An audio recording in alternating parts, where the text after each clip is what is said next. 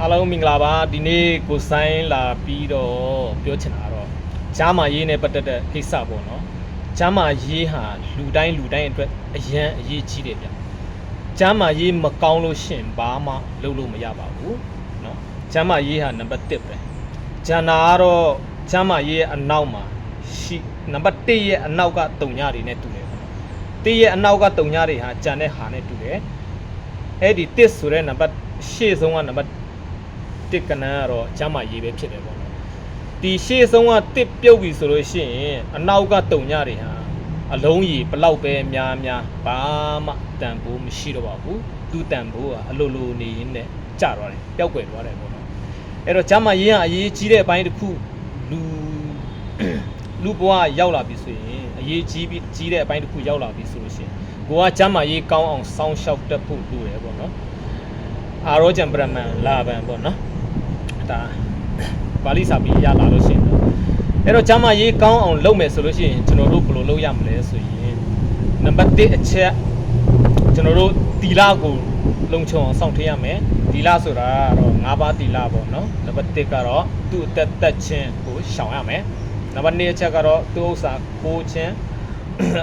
စာရရှိတယ်ပေါ့နော်အဲ့ဒီထဲမှာကတော့ဒီ5ပါးတီလာထဲမှာကတော့ဒီသူ့အသက်ချင်းကိုအဓိကရှောင်ရမယ်ဒီထဲမှာကတော့ဒီတူရာမေရီယာကန်ကပိုရေးကြီးတာပေါ့နော်ဒီမွေးတေစားတောက်တဲ့နေရာမှာတကယ်လို့ကိုကအရက်တောက်မယ်မွေးဆေးဝါးတွေသုံးဆွဲမယ်ဆိုလို့ရှိရင်တော့ဒါကိုယ့်ရဲ့ကျမရေးကအလွယ်တကူထိခိုက်နိုင်တယ်ပျက်စီးနိုင်တယ်ကိုယ့်ရဲ့အသိကံကဘလောက်ပဲထောက်ပံ့ထားတာဘလောက်ပဲကောင်းပေါ့နော်ဒါအရင်ရေးကြီးပါတယ်နံပါတ်1ကဒီလဆောင်ထိန်တဲ့နေရာမှာကနောက်ပြီးတော့ထပ်ဖြည့်ဆွက်ချင်တာကဒီထက်ကျမရေးကောင်းအောင်လုပ်ရမယ်ဒီကဒီဒုတိယအချက်ကအရေးကြီးတာကဒီအစာစားတဲ့နေရာပေါ့နော်ကိုကဂျာမာရေးနဲ့ညီညွတ်တဲ့အစာကိုကစားတတ်ဖို့လိုတယ်ပေါ့နော်နောက်ပြီးတော့ကိုယ့်ရဲ့ခန္ဓာကိုယ်အနေထားကိုယ့်ရဲ့ဝန်းရဲ့အနေထားကိုချိန်ပြီးစားဒါကြီးတော့ငါကြိုက်တယ်ဆိုပြီးတော့စွတ်စားလို့မရပါဘူးပိုက်အရန်တင်းကောင်းစားပြီးရင်သူကအစာဟာအာဟာရမဖြစ်ဘဲနဲ့အစိတ်ဖြစ်သွားတယ်ပေါ့နော်ဒီခန္ဓာကိုယ်ထဲမှာသူကကောင်းကျိုးမဖြစ်ဘဲနဲ့သူကဆိုးကျိုးပြန်ပြီးတော့ဖြစ်သွားတယ်ပေါ့အဲ့တော့ဒီအစားတောက်ပိုင်းတွေမှာလည်းကိုကချင်းပြီးစားတတ်ဖို့လိုတယ်ဂျာမရေးနဲ့ညင်ညွတ်အောင်ပေါ့နော်ဟိုအချင်တက်လိုရဲဆိုရင်အချင်တက်ပေါ့နော်အချိုတက်လိုရဲဆိုရင်အချိုတက်ပေါ့နော်ဒါကတော့ဗီတာမင်ပိုင်းဆိုင်ရာပေါ့နော်ကျွန်တော်တို့ဒီကိုခန္ဓာတွေဒီဖြစ်နိုင်တယ်ဆိုလို့ရှိရင်တော့ဒီကော်ဖီနဲ့ကိုဆိုင်ကိုယ်တိုင်တုံးနေတဲ့အရာတစ်ခုပေါ့နော်ဒီနေ့မြောက်ဝေပေးချင်တာကိုဆိုင်ဂျာမရေးတဲ့ကောင်းတာကလည်းဒီတစ်ချက်လည်းပါတော့ပေါ့ကိုဆိုင်ကတော့ဒီကော်ဖီတွေပေါ့နော်ကော်ဖီဘူးတွေဟိုဒီတခါတည်းဖြော်ပြီးသားကော်ဖီတန်ဘူးတွေပေါ့နော်အဲ့ဒီကော်ဖီတန်ဘူးတွေကိုဆိုင်းရဖောက်တယ်ပြီးရင်တံပရာရည်ပေါ့နော်တံပရာတီးတစ်လုံးကိုချမ်းပြီးတော့အရည်ကိုညှစ်ထည့်တယ်အဲ့ဒီကော်ဖီနဲ့တံပရာရည်ရောပြီးတောက်လို့ရှိရင်ကျမရည်အရင်ကောင်းပါတယ်လူလန်းဆန်းတယ်ပေါ့နော်ဒီအလုပ်လုပ်တဲ့ချိန်မှာလည်းလူကပေါ့ပါဖြစ်တယ်နောက်ပြီးတော့တချို့ခါတိုင်းဆိုရင်ကိုကညောင်းကြိုက်ပြီးတော့ပေါ့နော်နေရထိုင်ရတာခက်ခဲတဲ့ဟာတွေလည်းသူ့အနေနဲ့သူပျောက်သွားတယ်ဗျဒါမယုံစမ်းကြည့်ပေါ့နော်နောက်ပြီးတော့စော်ဒါနည်းနည်းရောရတယ်ပေါ့နော်၃မျိုးဆက်တာပေါ့နော်ကော်ဖီတန်ဘူးရယ်နောက်ပြီးတော့တံပြာတီးရယ်တစ်လုံးရယ်ပြီးရင်စော်ဒါနှစ်စွန်းလောက်ပေါ့နော်ထည့်ဒါကိုနဲ့အဆင်ပြေမဲ့အနေထားကိုယ့်ကိုချိန်ယူလို့ရပါတယ်ပုံတေကတော့မရှိပါဘူးဒါဒီအစာအာဟာရပိုင်းမှာလည်းအရင်ရေးကြီးတယ်ပေါ့နော်ဒါကိုဆိုင်ကတော့ဒါအပူဆောင်မြောက်ဝေပြီးတာကိုယ်တိုင်တုံးဆွဲလို့ကြားမှရေးကောင်းတဲ့အပိုင်းတွေဒါကနံပါတ်2အချက်ပေါ့နော်နောက်ပြီးတော့နံပါတ်3အချက်ကဘာလုပ်ရမလဲဆိုရင်လေ့ကျင့်ခန်းလုပ်ရမယ်နော်အလုပ်အရန်ပင်ပန်းလို့လေ့ကျင့်ခန်းမလုပ်ချင်ဘူးဆိုတာမျိုးလည်းမဖြစ်သင့်ဘူးဒီအလုပ်လုပ်လို့ပင်ပန်းတာနဲ့လေ့ကျင့်ခန်းလုပ်တာနဲ့မတူဘူးဗျကျွန်တော်တို့အကျော်လျှော့တာရှိမယ်နောက်ပြီးတော့ယောက်ျားလေးတွေဆိုလို့ရှိရင်တိုက်ထိုးတာရှိမယ်ဘာဆွဲတာရှိမယ်ပေါ့နော်ချွေးတွေပါထွက်လာအောင်ဒါလေ့ကျင့်ခန်းလုပ်တာကြတော့ဒါတက်ဒီအလုပ်လုပ်လို့ပင်ပန်းတာဒါလေ့ကျင့်ခန်းတက်တစ်မျိုးသူကမတူညီဘူးဗျအဲ့တော့ဒီလေ့ကျင့်ခန်းလုပ်တာတွေလည်းအရန်လိုအပ်ပါတယ်ဒီတချို့ပန်းချန်တွေနေရာမှာဆိုလို့ရှိရင်ဒါလေ့ကျင့်ခန်းလုပ်တဲ့နေရာသူများတော်များလုပ်ထားပြပါတယ်တကယ်လို့မရှိရင်လည်းကိုယ့်အောင်ကိုလုပ်ယူပေါ့နော်အလေးမတာတို့ဘာဆွဲတာတို့တိုက်ထိုးတာတို့အရန်အဝေးကြီးပြေးเสียလည်းမလိုပါဘူးဟိုလိုမျိုးကြီးပေါ့နော်ဟိုမနေ့စောကိုက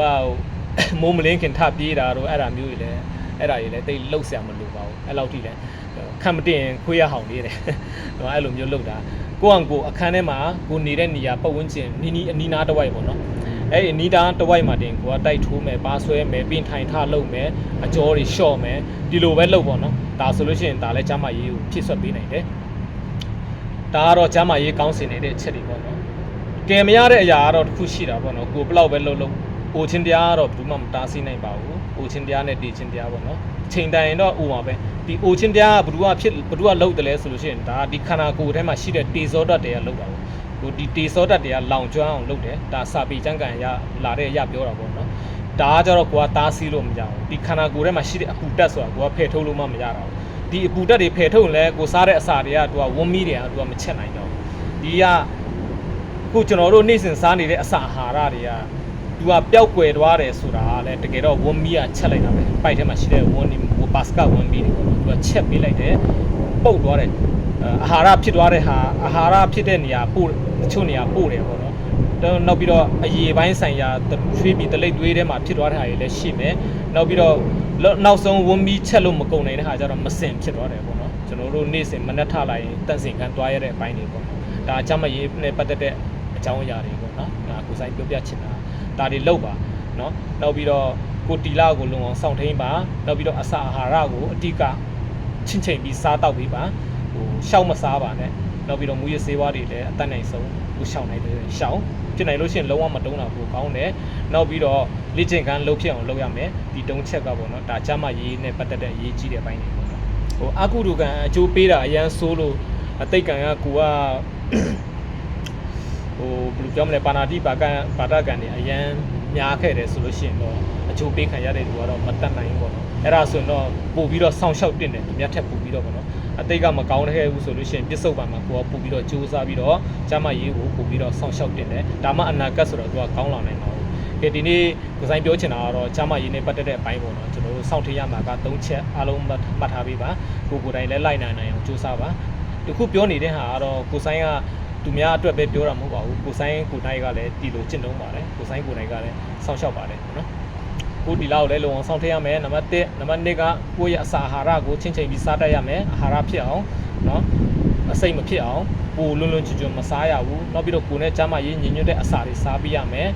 နောက်ပြီးတော့လေ့ကျင့်ခန်းလုပ်ပေးရမယ်ကိုဆိုင်ပြောချင်တာဒီနေ့ကဒါပါပဲအားလုံးကျေးဇူးအထူးတင်ရှိပါတယ်နော်နောက်ဗီဒီယိုမှာပဲပြန်ဆုံကြတာပေါ့